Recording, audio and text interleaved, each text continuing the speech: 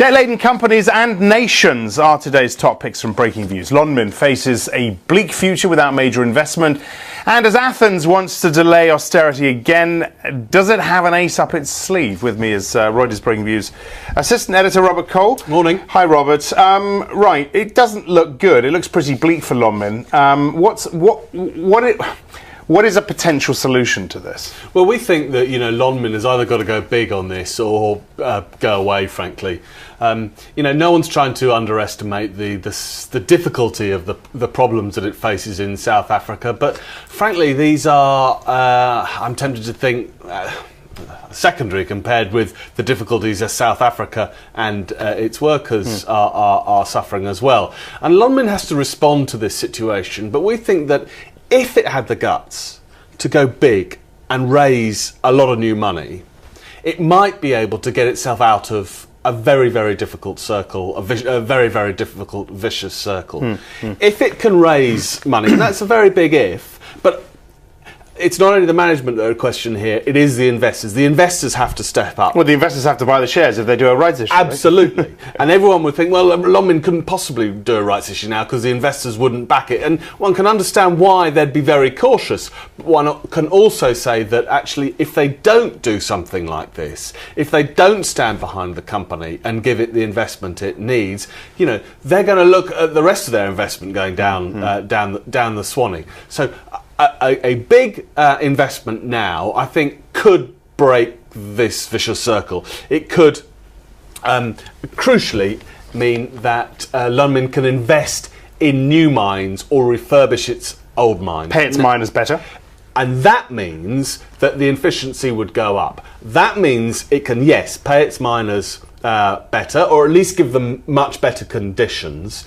Its own operational costs can go down, and frankly that means it can secure a future for itself. The way things are going at the moment, when you must remember that even before these dreadful events of last week, Lonmin was operationally and financially pretty stretched. If it doesn't do something big, then I think the future that faces it is pretty bleak. And we all talk about the moral and responsibility on investors and so on. We've been talking about a lot about that with banks and recently.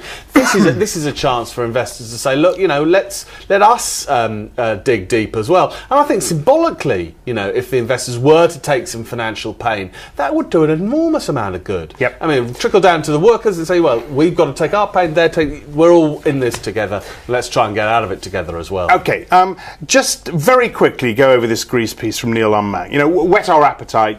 You can find it on the Breakingviews website and on the Reuters wire.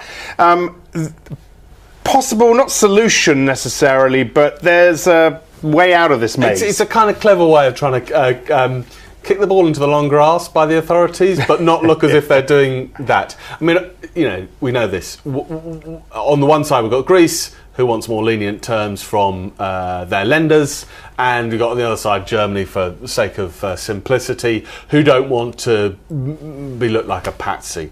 What they need to do is find some way of trying to square that circle and try and make it look as if both sides are winning. And actually they do need to buy time. And the way that Neil's explained this is a fairly intricate way in which both sides can buy time, which will do both sides quite a lot of good, mostly because Greece needs as much time as it possibly can to get its growth going. Okay. As I said, you can find it on the Breakingviews website. That is all for now. Thanks a lot, Robert.